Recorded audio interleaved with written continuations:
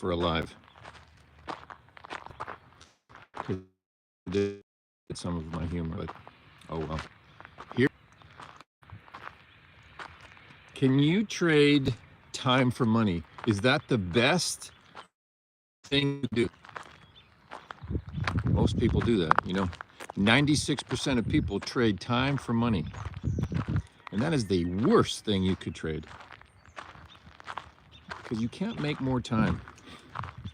And if you can't make more time, how do you make more money if it's a trade? I teach a lot of this in my school community. SKOOL, download the free app. And my community is called the Iron Mind Collective. Bailey, come. The Iron Mind Collective. And it teaches you how to own yourself.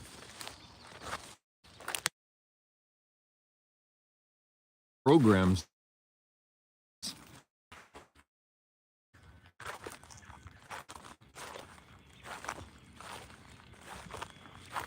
So how do you make more money? You add something called value. Value is your currency. And how do you become more valuable? You work on self-improvement. That's your value. And I'll wait till this tractor passes.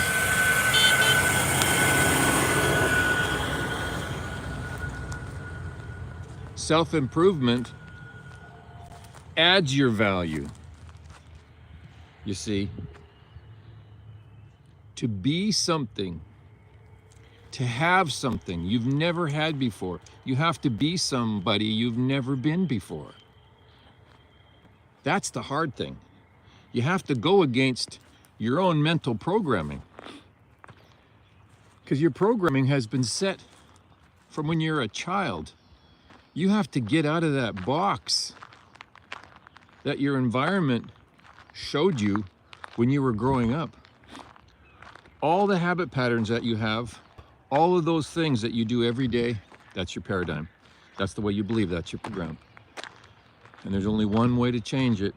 First of all, realize that the only way you can change your paradigm is to make goals,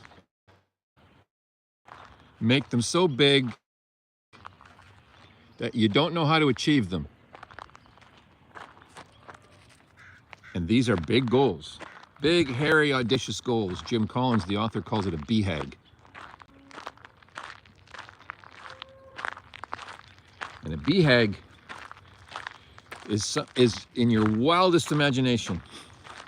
So you can have anything you choose if you use a certain structure to get there. Because Napoleon Hill, all of those old timers that were self-help, self-improvement gurus, they talked about this. They talked about the importance of goal setting and using your subconscious, using your imagination. See, kids get to use their imagination. They can become anything they want. They can think anything they want. They can learn languages. They can do so much. But what do we have when we become adults, when our parents say, no, you can't do that. You'll never do that. Don't be silly. Don't think like that. They limit your imagination. You can do anything you want. You can have anything you want. There's just a way to do it. And the way's been established for thousands of years and really studied for hundreds of years. That is, you gotta write them down. No matter how absurd you think they are and how scary they are to make them. And they should be scary. That's why they're called hairy, audacious goals. They're huge. And you don't worry about how you're gonna get there. You leave that to divine intelligence. You leave that to the connection between your subconscious mind and the eternal. They all knew that there was a connection between your mind and, what did Napoleon Hill call it? Divine providence. He called it divine providence. which was an intelligence that creates the universe, that put everything in order. It has a connection between your subconscious mind and whatever you speak and whatever you say that you want. That's why people will say, I can never get any money. I can never get this. I can't seem to lose weight. I can't get any bigger muscles. You know what your subconscious mind hears you say? That you can't do this and you can't do that. And guess what it gives you more of? Exactly what you're programming. It's all true. So what do you need to do? You need to watch what comes out of your mouth. So start saying things that you don't have yet. It's called acting as if. If you start acting as if, act as if you're rich. Act as if you have the body that you want to have. Act as if you have the life you want to have. And guess what your conscience, your subconscious mind does? It picks it up and it starts to give you and make things happen, gives you hunches, gives you ideas, puts people in your life. That's what your subconscious mind starts to create for you. But there's a way to do it. And that's what I teach in my Iron Mind Collective community, because I've studied this. I've studied this for 28 years. I've been in business for 38 years. And I've fallen, I've got back up, and I've fallen, I've got back up.